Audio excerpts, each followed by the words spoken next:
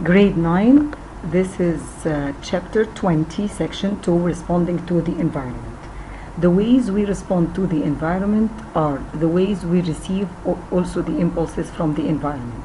In order for you to respond to the environment around you, you need at first to be connecting with the environment. So for example, if you're inside of your room and the door is closed, you are not connecting with the rest of the family until, for example, someone raises their voice. In this case, you are going to hear them, and in this case, you're going to be connecting with them. So, to be connected to the environment, you need senses that make you connected to this environment. The 5 senses that you have learned about since you were in KGs are the touch, the smell, the sight, the taste, and the hearing. So we're going to talk about each of them and how each of them connects you to the environment in a way or another, and how each of them contributes to the fact of they are all responsible for maintaining homeostasis. There is too much pressure, there is too much heat, there is too much light. All of this is also controlled by your senses. We will start with the sense of touch. Remember when we said that the skin was part of the integumentary system, and that the integumentary system included the skin, the hair, and the nails. So we're talking about the sense of touch. The skin has different kinds of receptors. Each kind of receptor responds mainly to one kind of stimulus. For example, the thermoreceptors, and as the name shows, they are responsible for temperature.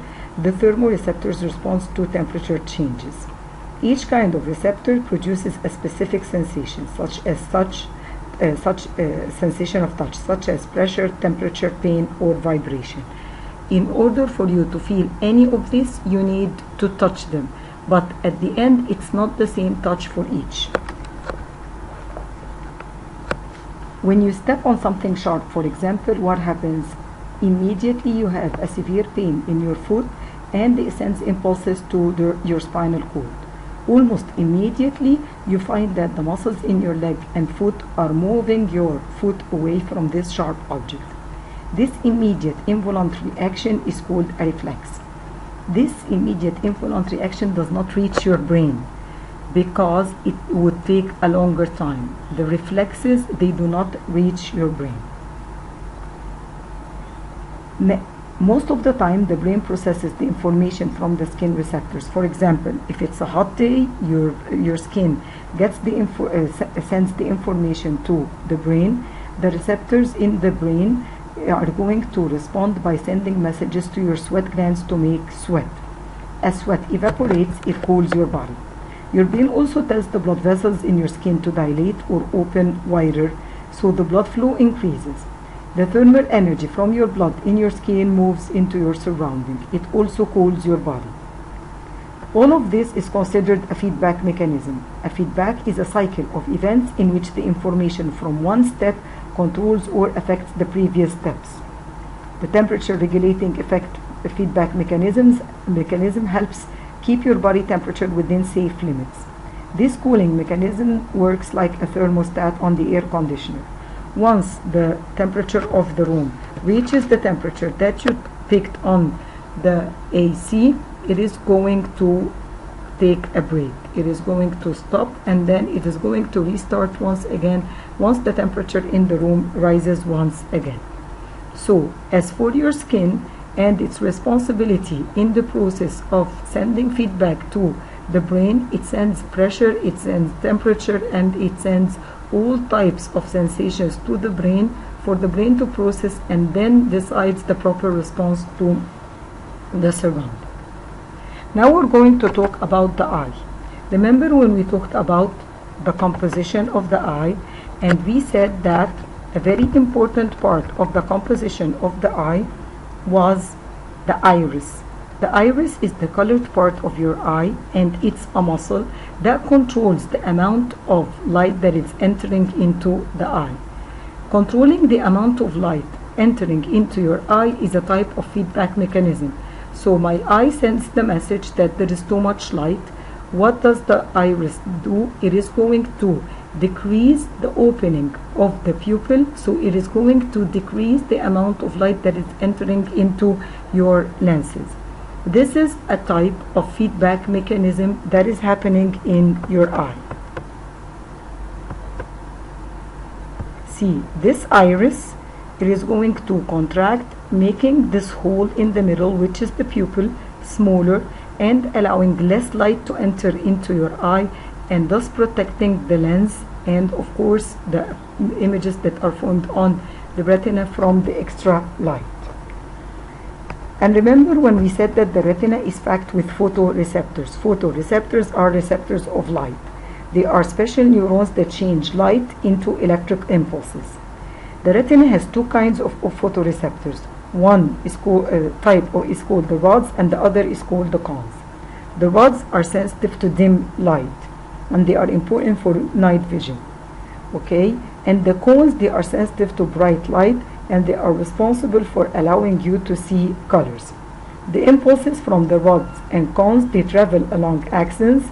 The impulses leave the back of the eye through the optic nerve. Remember when we talked about the optic nerve, and that's the one responsible for translating everything you see. It is going to take all the impulses that are present in the retina, and it's going to pass into the optic nerve to the brain, so that the brain translates whatever you see into actual images.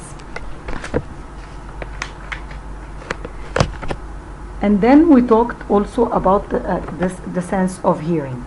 Remember when we talked about the composition, the anatomy of the ear, and we said that it's part external ear and then it's part internal ear, and the sound is produced whenever something such as drum vibrates. These vibrations, they push on nearby air particles, which push on other air particles. The vibrations are going to create waves of sound energy. The hearing is the sense that allows you to experience sound energy. The ears are the organs specialized for hearing, as we already said. The sound waves reaching the outer ear are funneled into the middle ear. There the waves make the eardrum vibrate. Remember we said that the eardrum is the sound is going to enter from here, it is going to pass through the ear canal, and then it's going to reach the eardrum, which is a very fine membrane. This eardrum is going to vibrate. The eardrum is very thin. The vibrating eardrum makes tiny bones in the middle ear vibrate. One of these bones vibrates against the cochlea, which is a fluid-filled organ of the inner ear. So the malleus and incus and the stapes, the smallest three bones in your body, are going to vibrate after the vibration of the eardrum, and they are going to transmit this to the cochlea. The neurons in the cochlea are going to change these waves into electric impulses, and these impulses, they travel along the auditory nerve into your brain. So again, all the impulses that are received by your ear are going to be transported to your brain to be translated into actual words or actual sounds. And then today we also going to talk about the sense of taste. Okay, the taste is the sense that allows you to detect chemicals and distinguish flavors. Your tongue is covered with tiny bumps called papillae. These papillae are the bumps that you feel on your tongue, and these papillae, they are responsible for the different tastes. And as you can see here, every area of the tongue is responsible for a certain taste. So here at the tip of the tongue, it's for the sweet. At the back, it's for the bitter. On the sides, it's for the sour tastes. The taste cells react to four basic tastes: the sweets, the sour, the saltiness, and the bitterness. When the brain combines information from all of the taste buds, this is when you get a combination of flavors. Finally, we're going to talk about the sense of smell. So when we talk about the sense of smell, of course, we're going to talk about your nose and the receptors for smell that are present on the olfactory cells in the upper part of your nasal cavity. In the upper part of your nasal cavity, you have the olfactory cells.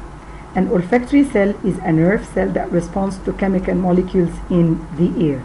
So as we have rods and cones in the retina that are responsible for feeling the light, As we have papillae in the tongue that are responsible for translating the different types of tastes, you have olfactory cells in the ear that are responsible for translating the different smells that you feel. The molecules of whatever you are smelling dissolve in the moist lining of the nasal cavity and trigger an impulse. The olfactory cells, they are sending those impulses to the brain, which interprets the impulses as odors.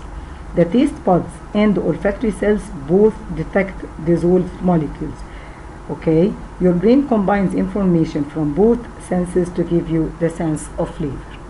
This is all for the senses and the communication with the environment.